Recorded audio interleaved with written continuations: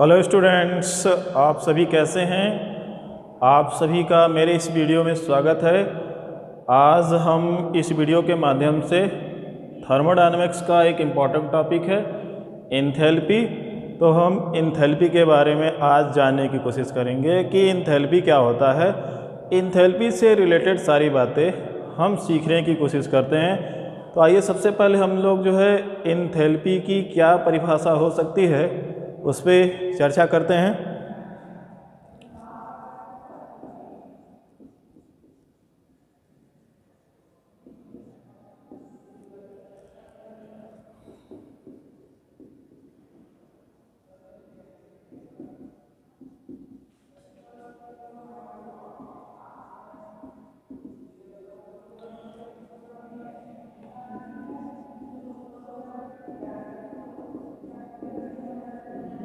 तो एंथैल्पी की हम लोग जो है एक सबसे आसान और एक छोटी सी डिफिनीशन क्या हो सकता है उसको देखिए क्या दे सकते हैं हम सभी। सपोज ऐसा करिए कि हमारे पास जो है एक कंटेनर है और इस कंटेनर में कोई सब्सटेंस है।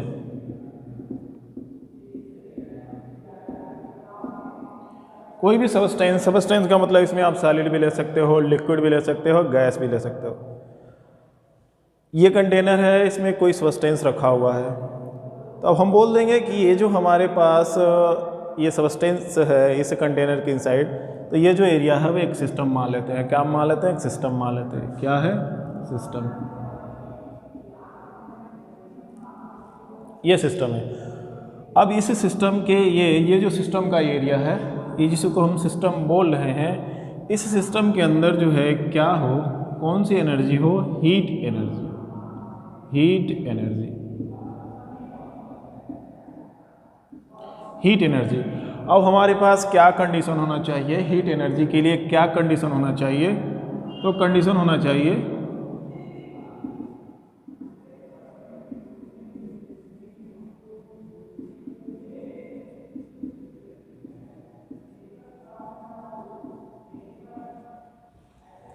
कोई सा भी सिस्टम है और उस सिस्टम में अगर कोई सब्सटेंस है और हमारा जो है प्रेशर क्या है? कांस्टेंट है। यानी कि हमारा ये जो एटमॉस्फेरिक प्रेशर है, इस इन्वायरमेंट का ये जो प्रेशर ले रखा हमने, वो क्या होना चाहिए? कांस्टेंट होना चाहिए। प्रेशर में चेंजिंग नहीं होनी चाहिए। तो कांस्टेंट प्रेशर पे ये हमारा जो सिस्टम है, जो भी हीट कंटेन किया हुआ है, जो भी इसके पास हीट एनर्जी है, उसी को हम लोग क्या बोलते हैं? एंथैल्पी। तो क्या लिख सकते हैं हम इसको?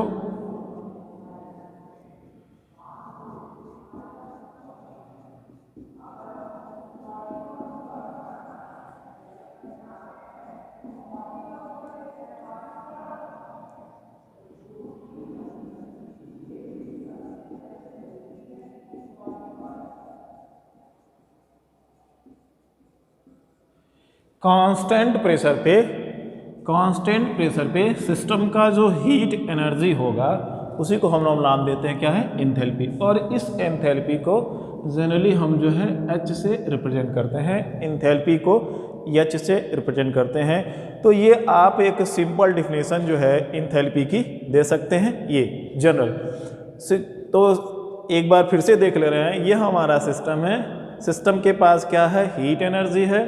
कंडीशन क्या है? कांस्टेंट प्रेशर है। एक बात हमें ये जान लेना है कि जो भी आपके लैब में टेस्ट ट्यूब के इनसाइड जो भी केमिकल रिएक्शंस होते हैं, जनरली जो भी केमिकल रिएक्शंस होते हैं वो क्या होते हैं? एक कांस्टेंट प्रेशर पे होते हैं। अब ये टेस्ट ट्यूब के इनसाइड जो आपका सिस्टम है, टेस्ट ट्यूब के इनसाइड, वह उसके अंदर जो कुछ भी हीट में चेंजिंग हो रही है, जो कुछ भी उसके अंदर हीट है, बाहर के सराउंडिंग को क्या ले रखा है हमने? एटमॉस्फेरिक प्रेशर क्या ले रखा है? कांस्टेंट कर दिया गया है। एटमॉस्फेरिक प्रेशर में कोई चेंजिंग नहीं की जा रही है। उस केस में टेस्ट ट्यूब का जो हीट एनर्जी होगा वो कहलाएगा एंथैल्पी। तो हम ये जनरल डिफिनेशन दे सकते हैं। इसके अलावा भी हम जो है हीट इस एंथैल्पी को डिफाइन कर सकते हैं। तो आइए देखते हैं कि दूसरे तरीके से हम कैसे इसको डिफाइन कर सकते हैं।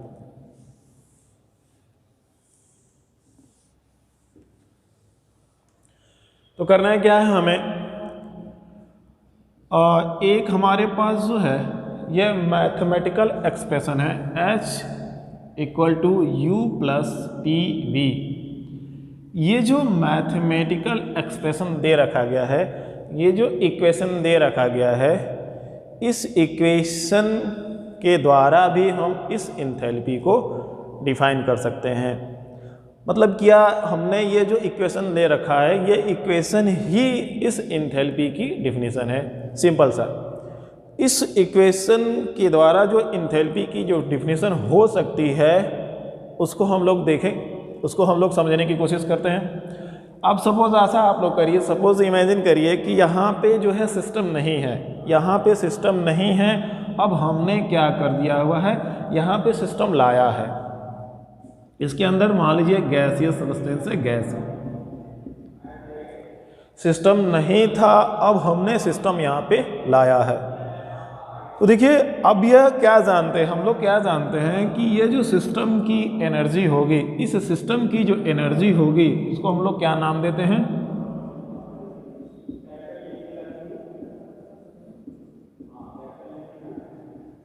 Internal energy. सिस्टम की जो एनर्जी होगी उसको हम लोग बोलते हैं इंटरनल एनर्जी, और इसको रिप्रेजेंट करते हैं यू से।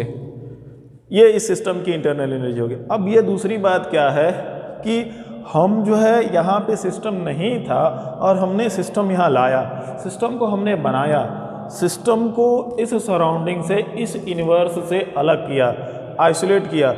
तो सिस्टम को लाने के लिए हमने जो वर्क किया, क्या हमने किया, वर्क। सिस्टम को एग्जिस्ट करने के लिए, सिस्टम को यहाँ बनाए रखने के लिए हमने जो कार्य किया, हमने जो वर्क किया वो, और यह सिस्टम की इंटरनल एनर्जी, इनका जो सम होगा वो कहलाएगा एंथैल्पी। तो ये एंथैल्पी की ये दूसरी डिफिनेशन दिया जा सकता है, ये दूसरे तरह से डिफाइन किया जा सकता है। अब आइए हम एंथैल्पी के बारे में और भी बातें जानने की कोशिश करते हैं। एक तो यह डिफिनेशन मैंने लिख रखा है H equal to U plus P V. दूसरी बात हम लोग क्या जानते हैं कि delta U equal to Q plus W, ये थर्मोडायनेमिक्स के फर्स्ट लॉ के अकॉर्डिंग से।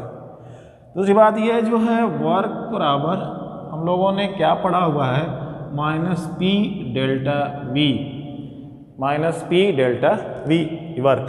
तो हम लोग उसको ऐसे रिप्रेजेंट कर सकते हैं, delta U equal to Q minus P delta V, ऐसे लिख सकते हैं सिंपल में।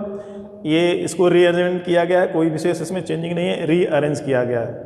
अब हम इसको जो है रीअरेंज करके ऐसे भी लिख सकते हैं, तो Q इक्वल टू, अब यहाँ पे क्या है, हम लोग क्या करेंगे, यहाँ पे क्या है कि हमें एटमॉस्फेरिक प्रेशर कांस्टेंट लेना है। एटमॉस्फेरिक प्रेशर कैसा लेना है, कांस्टेंट लेना है। प्रेशर कैसा लेना है, कांस्टेंट लेना है। तो प्रेशर अगर कांस्टेंट है तो हम यहाँ लिख सकते हैं P, ऐसे रिप्रेजेंट करते हैं P। अब यहाँ Q, इस एक्सप्रेशन को, इस एक्सप्रेशन को हमने साइड में, इस साइड को ले लिया है, तो delta U plus P delta V, इसको ऐसे लिख सकते हैं। अब यहाँ पे क्या है, हमारे पास मान लेते हैं कि दो स्टेज हो, इनिशियल स्टेज हो और फाइनल स्टेज हो, तो हम इसको ऐसे रिप्रेजेंट कर सकते हैं, final minus initial plus P final minus initial.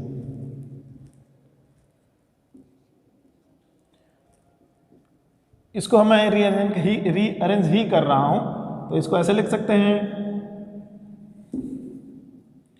U2 minus U1 plus PV2 minus PV1, U2 plus PV2 minus U1 minus PV1, ऐसे लिख सकते हैं।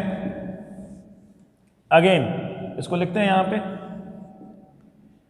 तो लिख सकते हैं हम लोग क्या कि QP कांस्टेंट प्रेशर पे ये हीट एनर्जी हमने क्या लिखा, U2 plus PV2 minus U1 plus PV1।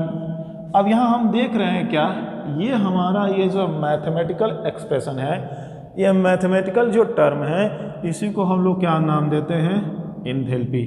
इसी को हम लोग क्या नाम देते हैं, एंथैल्पी।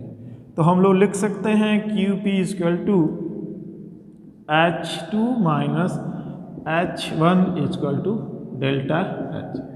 अब यहाँ जो ये लिखा गया है वो क्या है, तो change in enthalpy, change in enthalpy. अब मैंने जो है डिफिनेशन जो दे रखा है, क्या मैंने डिफिनेशन दे रखा है, ये डिफिनेशन दिया गया है। और यहाँ पे हम क्या देख रहे हैं, यहाँ पे हम जो देख रहे हैं वो सिंपल सा हमारे पास क्या है, Q2 इक्वल टू U2, ऐसे मैं सिंपल में लिख ले रहा हूँ, U plus PV, U plus PV।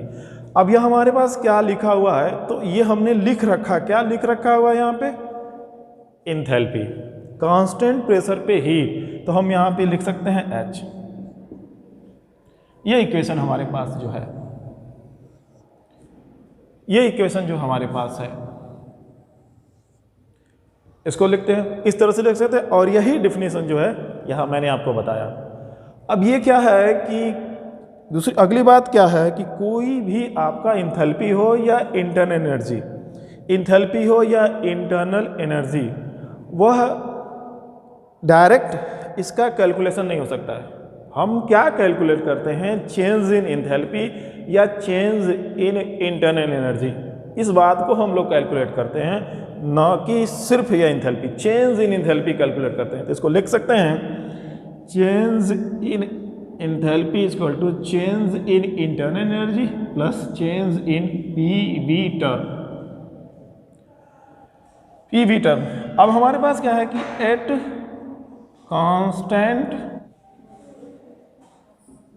Constant pressure, pressure को कांस्टेंट करेंगे तो लिख सकते हैं delta H equal to delta U plus, pressure को कांस्टेंट करना है तो प्रेशर को बाहर कर लेते हैं,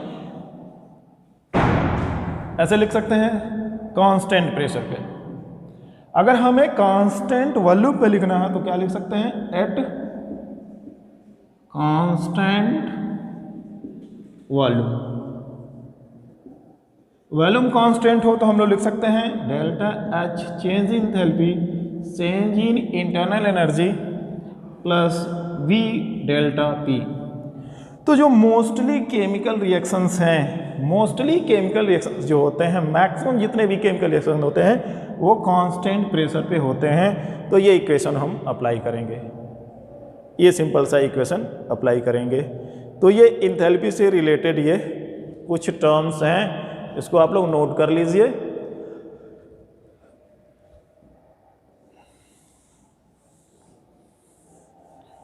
अब आगे देखिए, आगे क्या है कि कोई भी अगर केमिकल रिएक्शन, अब आगे हमारे पास एक बात और हमारे पास है ये कि हमारा जो वॉल्यूम की जो चेंजिंग है, मान लेते हैं क्या लेते हैं, सॉलिड लेते हैं या क्या लेते हैं, गैस, सॉरी लिक्विड,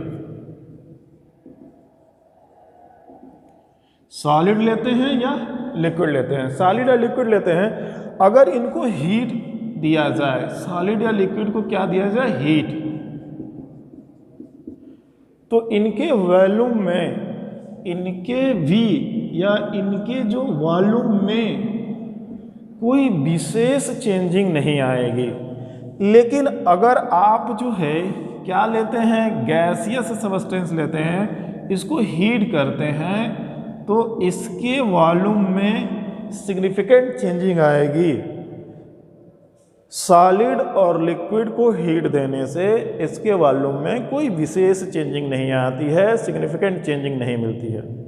लेकिन अगर हम गैस को हीट दें तो इसके वॉल्यूम में सिग्निफिकेंट चेंजिंग मिलती है। तो अब हम जो है अगर केमिकल रिएक्शन हो रहा है, कोई सा भी केमिकल रिएक्शन हो रहा है, मान लीजिए हमने यहाँ क्या लिख रखा है, इसमें इस कंटेनर में रिएक्टेंट ले रखा हुआ है और कुछ टाइम बीतने के बाद क्या हो रहा है, इस कंटेनर में यह रिएक्टेंट प्रोडक्ट में चेंज हो जा रहा है। इस कंटेनर में हमने गैस ले रखा हुआ है, आइडियल गैस ले रखा हुआ है। वह आइडियल गैसें जो आपस में रिएक्ट करके फिर अगेन गैसों में कन्वर्ट हो जाती हैं, दूसरे टाइप के गैसों में कन्वर्ट हो जाती हैं। अब यह हमारा प्रोडक्ट कहलाएगा। बातें हमारे पास यहाँ पे क्या है कि हम यहाँ पे जो देखेंगे, जो चीज़ें देखेंगे वह वॉल्यूम से रिलेटेड हैं, वॉल्यूम से रिलेटेड हैं, तो उसको हम समझने की कोशिश करेंगे। तो इसमें हमें करना क्या है, इसमें हमने आइडियल गैस ले रखा हुआ। मान लीजिए ये आइडियल गैस ए है और ये प्रोडक्ट में चेंज होके बी हो जा रही है, चेंज हो जा रहा है।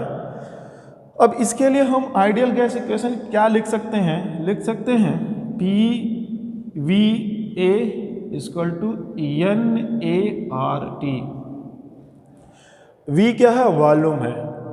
अब यहाँ पे जो गैसें हैं, अब मान लीजिए 2 गैसें हो, 3 गैसें हो, 4 गैसें हो, 1 गैस हो, यहाँ गैसों का जो है अगर एक गैस है तो उसका टोटल वॉल्यूम, बहुत सारी गैसें हैं तो उन गैसों के सम का टोटल वॉल्यूम ये कहलाएगा V। यहाँ पे जो मैंने यन ले रखा हुआ है, तो यम जो रिएक्टेंट में अगर एक गैस है तो एक गैस के टोटल जो है मोल्स है। 2-3 गैसें हैं, 2 गैसें हैं, 3 गैसें हैं, तो उन गैसों के सम का जो है ये मोल है क्या, यन, रिएक्टेंट के साइड का। सेकेंड इसके लिए लिख सकते हैं क्या, P V B equal to N B R T, N B R T. Simple में यहाँ पे क्या हमारे पास है, यह वॉल्यूम जो ने ले रखा, तो एक प्रोडक्ट का फॉर्मेशन हो तो एक प्रोडक्ट के गैसियस प्रोडक्ट के टोटल वॉल्यूम जिसको हम वी बी से रिप्रेजेंट करते हैं। अगेन यहाँ पे हमने जो लिखा हुआ यन बी, तो यन बी का मतलब है कि इसके अंदर जो गैस हैं, गैसियस प्रोडक्ट हैं, तो इस गैसियस प्रोडक्ट के टोटल मोल्स हैं यन बी। आर कांस्टेंट है, आर आइडियल गैस कांस्टेंट है। अब ये हमारे पास 2 इक्वेशन है, मान लेते हैं इक्वेशन नंबर 1 और ये इक्वेशन नंबर 2। इन दोनों का जो है डिफरेंस निकालते हैं, तो लिख सकते हैं P V B minus P V A equal to N B R T minus N A R T.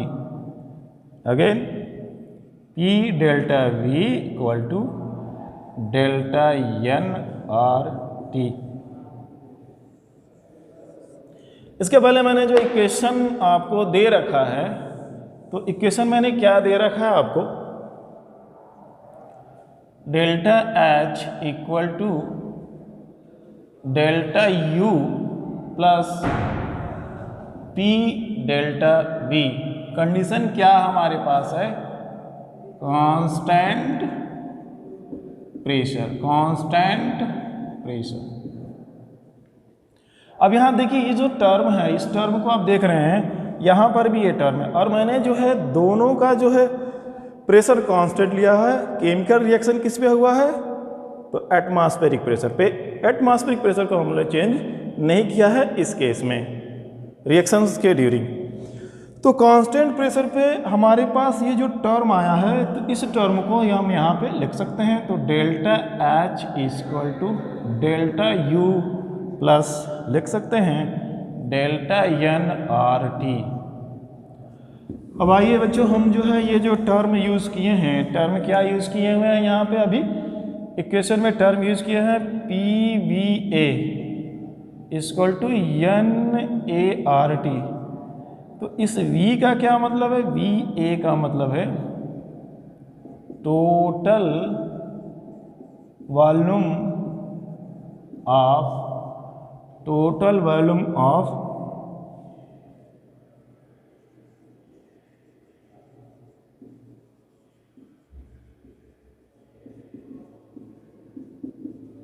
ऐसे लिख सकते हैं। Again P V V equal to N V R T, V B equal to